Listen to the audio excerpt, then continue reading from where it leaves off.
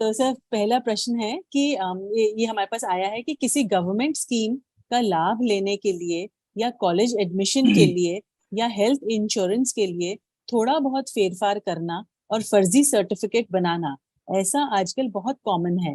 और बच्चे स्पेशली, जैसे आजकल एडमिशन टाइम भी चल रहा है, तो वो लॉजिक ये देते हैं कि सब स्कीम्स और बेनिफिट्स हमारे लिए ही हैं, तो हम इसका क्यों ना उपयोग करें। उनके अनुसार ऐसा करना कोई गलत ना होते हुए पुण्य का उदय है, क्योंकि इससे हमको कम खर्च में बेहतर प्राप्त होता है। तो हम बच्चों को कैसे समझाएं कि यह न्याय संगत भी नहीं है, पाप कर्म है और उदय में आएगा ही आएगा। हाँ जी, सभी को जय जिनेन्द्र। अभी जो आपका पिछले सेगमेंट चल रहे थे, बहुत अच्छा लगा मुझे सुनकर। बहुत अच्छा डिस्कशन हो रहा था। टॉपिक्स जो हमने एक बारह भावना का लिया, बहुत ही प्रैक्टिकल है, बहुत ही उपयोगी है। और उसके बाद रक्षाबंधन की कथा जो वात्सल्य अंग के लिए प्रसिद्ध है, उसके बारे में भी मुझे भी बहुत पर्सनली लाभ मिला सुनकर। Thank you.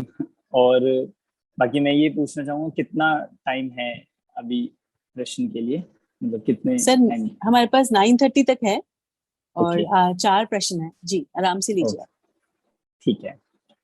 पहला प्रश्न जो आपने अभी पूछा है, बहुत ही कॉमन क्वेश्चन भी है, प्रॉब्लम भी कॉमन है, तो क्वेश्चन भी ऐसे ही सबको ये उठता है कि भाई हमारे लिए है, हमें यूज करना चाहिए। थोड़ा सा हम अगर जैन सिद्धांत के अनुसार देखेंगे तो हमें कॉन्सेप्ट समझ में आएगा। आपने एक इसमें मेंशन किया कि ये पुण्य का उदय है, तो थोड़ा पहले पुण्य का उदय, पाप का उदय, पुण्य का भाव, पाप का भाव, ये हमें पता होना चाहिए। जब तक जैसे किसी को भी, नई जनरेशन के लिए या फिर हमें भी समझना हो, पाप का उदय और पुण्य का उदय हम ज्यादातर जिससे देखते हैं वो बाहर की परिस्थितियों से ही देखते हैं कि हमें कैसे संयोग मिल गए, अनुकूल मिले, अच्छे अच्छे मिले तो सबको लगता है पुण्य का उदय है। प्रतिकूल संयोग मिले, सब बुरा दिख रहा है, सब कुछ प्रतिकूल दिखाई देता है, तो वो लगता है पाप का उदय है। पर सिर्फ अगर हम देखें कि पुण्य का उदय और पाप के उदय का संबंध सिर्फ संयोगों से नहीं है, जीव के भावों से है। आप उन भावों, उन उदय के साथ कैसे जुड़ते हो, उस पे निर्भर करता है कि आपका पुण्य का उदय या पाप। एग्जाम्पल आप ये देखिए कि जैसे किसी के पास बहुत बड़ी, मतलब संपत्ति है, बहुत ज्यादा बड़ा घर है, गाड़ी है, तो सारे, मतलब जनरली तो क्या दिखेगा कि पुण्य का उदय है। पर यदि वो उसमें भी रहकर भी, या उस ऐसे संयोगों के बीच में भी खुश नहीं है, सुखी नहीं है, या उसको उसमें भी रहकर बहुत आकुलता है, डिप्रेशन है, दुख है, तो अब आप उस व्यक्ति के कौन सा उदय कहोगे, पुण्य का उदय या पाप का उदय? ऐसे ही हम उल्टा भी ले सकते हैं। किसी के बाहर से दिखने पर बहुत प्रतिकूलता है, शरीर में रोग रहते हैं, या कोई अन्य, मतलब पारिवारिक प्रतिकूलता है, आर्थिक प्रतिकूलता है, सब तरह से दिखने पर भी, और वो व्यक्ति ऐसा है कि जो, मतलब धर्म तो नहीं जानता, पर सामान्य रूप से उसमें प्रसन्न रहता है, संतोष रहता है, आकुलता नहीं है, कोई टेंशन नहीं, कोई डिप्रेशन नहीं, तो अब क्वेश्चन ये है कि उस व्यक्ति का पुण्य का उदय है या पाप का उदय है। मतलब ये एक जनरल जो हम कहते हैं कि जितना बाहर में संयोग दिख रहे हैं वो पुण्य का उदय है, और प्रतिकूल संयोग ये पाप का उदय है, ये एक बहुत जनरल टर्म है। तो हमें ये समझना चाहिए कि जिस उदय के साथ आपके कैसे परिणाम हो रहे हैं, हम उससे कैसे जुड़ रहे हैं।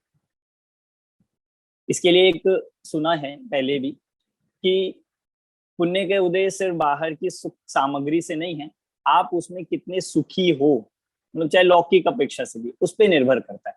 ऐसी पाप के उदय में भी, जैसे हमारे मुनिराज होते हैं, ज्ञानी होते हैं, महापुरुष जो हुए हैं, उनके ऊपर उपसर्ग आने पर भी तो भी उसको पाप का उदय नहीं कहा जाता। तो भी ये नहीं माना जाएगा कि बहुत पाप का उदय है, बहुत पाप का उदय है। क्यों? बाहर से संयोग दिखने पर एक जनरल कहा जाएगा कि हाँ ऐसा लग रहा है, पर अंदर से उनको उसके प्रति दुख नहीं है, वे उससे आकुलित व्याकुलित नहीं है, प्रसन्न है, समता भाव है, तो फिर उसको पाप का उदय नहीं कहा जाता। पहली बात ये इसीलिए समझनी जरूरी है कि जो हमें ऐसा लग रहा है क्या हमें ये बेनिफिट्स मिल रहे हैं, या हम ये कुछ मतलब इंश्योरेंस हो या फिर कोई और चीज क्लेम कर रहे हैं, तो वो हमारा पुण्य का उदय है। तो हमें ऐसा नहीं समझना चाहिए, क्योंकि पुण्य का उदय सिर्फ संयोग मिलने से नहीं है।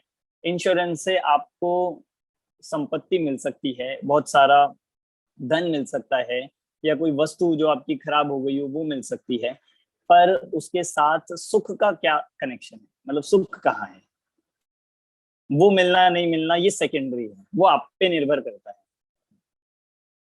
क्वेश्चन पे और थोड़ा सा देखें तो जो, अगर हम आजीविका या इन सब के रेफरेंस में भी बात करें, जो भी ये गवर्नमेंट पॉलिसीज होती है या जो ये गवर्नमेंट के बेनिफिट्स होते हैं, बात सही है कि ये हमारे लिए है, पर अगर हमारा उनको क्लेम करने में उनको प्राप्त करने में उसके प्रति कुछ छल कपट है, या उसमें हमारे द्वारा कोई लोभ है, तो फिर वह भाव किस में जाना चाहिए।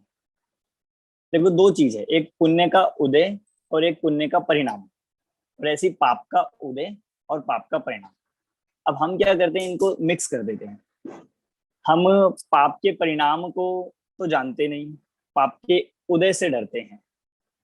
ऐसे ही पुण्य के परिणाम को जानते नहीं और पुण्य का उदय चाहते हैं। तो अगर इसको हम थोड़ा लॉजिक से भी देखें, पुण्य के परिणाम के बिना पुण्य का उदय आने वाला नहीं है। आज की परिस्थिति ऐसी है, सब पुण्य का उदय तो चाहते हैं पर पुण्य परिणाम कोई करना नहीं चाहता। ऐसे ही पाप के उदय से तो सब डरते हैं, पर पाप परिणाम से कितने डरते हैं? कोई भी नहीं डरता।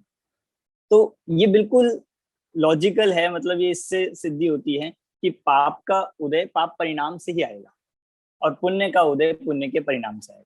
अगर पुण्य का परिणाम नहीं है, छल कपट का परिणाम है, लोभ का परिणाम है, तो पुण्य का उदय कैसे करें? जितने भी बेनिफिट्स हम ये क्लेम कर रहे हैं, यदि उसमें, पहली बात तो उसमें जितना भी हमारा मतलब जो उसकी टर्म्स होती है, उनमें जो पॉलिसीज की जो सब दिया जाता है एग्रीमेंट, उसमें पहले ही ये सब चीजें मेंशन होती ही है। और अगर हम, जब हम उसको खरीद रहे हैं, परचेज कर रहे हैं, तो ही ये हम जानते हैं कि यदि हमारा कुछ नुकसान नहीं हुआ या हमने उसको नहीं क्लेम किया, तो वो हमारे पैसे उसमें जाने ही है। मतलब हम ये मान के ही तो इंश्योरेंस ले रहे हैं। जैसे फॉर एग्जांपल कार का इंश्योरेंस लिया, और हम जानते हैं कि भाई हो सकता है अगर कार में कुछ नहीं बिगड़ा, एक साल में कुछ भी नहीं हुआ, तो वो पैसे हमारे वेस्ट होने ही, मतलब जाने ही। तो ये हमने पहले ही एक्सेप्ट करके ये बात परचेज करी थी। पर अगर हम ये ना मानते हुए अब सोचे कि नहीं, हम थोड़ा कुछ कर देते हैं, कोई चोरी करवा देते हैं या कुछ कर देते हैं तो हमें कुछ मिल जाएगा, तो ये हमारा पैसा, क्योंकि हमने जितनी अमाउंट दी थी, अगर आप देखोगे तो हमें जो प्राप्त होता है वो उतनी अमाउंट का तो नहीं होता। जैसे हमने तो थोड़ी सी अमाउंट दी थी और हमें एक, मान लीजिए, गाड़ी मिल रही है, इंश्योरेंस वाले ऐसे देते हैं या उसके लिए कुछ बेनिफिट देते हैं, तो वो हमने किसी भी रूप में देखा गया तो छल या फिर लोभ के कारण से ऐसा किया। तो ये थोड़ा हमें इसमें देखना चाहिए। किसी भी तरह की आजीविका हो, गवर्नमेंट बेनिफिट्स हो, पहले तो जो उसका राइट, मतलब हकदार है, जो जिसको मिलना चाहिए, उसी का वो बनता है। सारी ये चीजें उनके लिए जो एक्चुअल में उसको डिजर्व करते हैं, जिनकी वास्तव में घटना हुई है।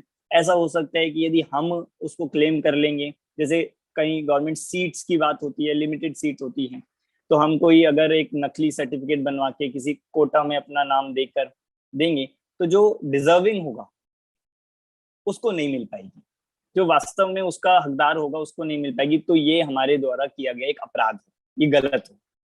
इसीलिए हमें इस बात का ध्यान रखना चाहिए कि हमारे द्वारा कोई कषाय भाव से या पाप भाव से, किसी अंदर में छल से यदि किया जा रहा है, तो वह पुण्य का उदय नहीं है। अगर मान भी रहे उसको पुण्य का उदय है, तो दो तरह के पुण्य कहे गए हैं।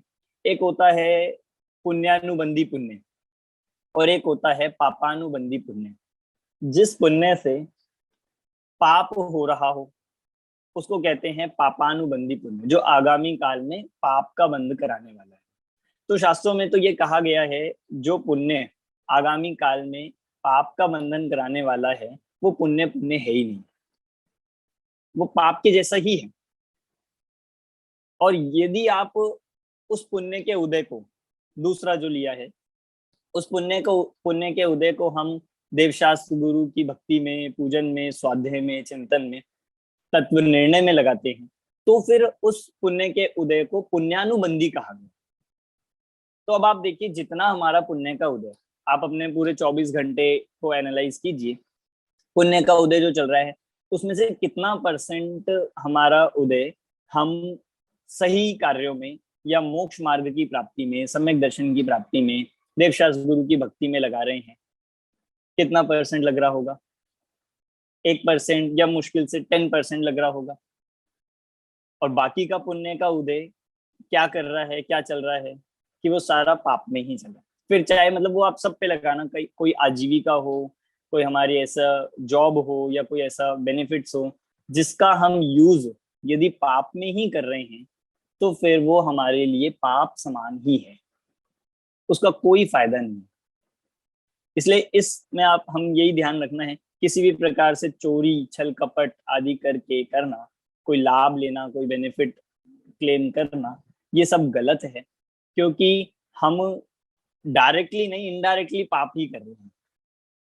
ऐसा पुण्य भी हमें नहीं चाहिए जो पाप के द्वारा हो, क्योंकि हम इनके लिए कह रहे हैं, इंश्योरेंस आदि के लिए। कल को अगर कोई ये कहे कि हम ऐसा बिजनेस डालना चाहते हैं जो किसी की हिंसा से होता है, या कोई मतलब व्यसन आदि पूर्वक होता है, या कोई मतलब जुआ आदि से होता है, तो फिर वो पुण्य का उदय कहा जाएगा कि नहीं? बहुत अच्छा, बहुत बड़ा एम्पायर बन गया है, बहुत बड़ी धन संपत्ति हो गई, तो उसको पुण्य का उदय मानेंगे कि नहीं? क्योंकि एक तो वो सामग्री आई किससे है, दूसरा वो किसमें उपयोग होगी। ये दोनों चीज हमें ध्यान रखनी चाहिए जब भी हम कोई व्यापार करें, कोई धन आदि का वो करे, आजीविका, तो ये सब इसमें लग जाएगा।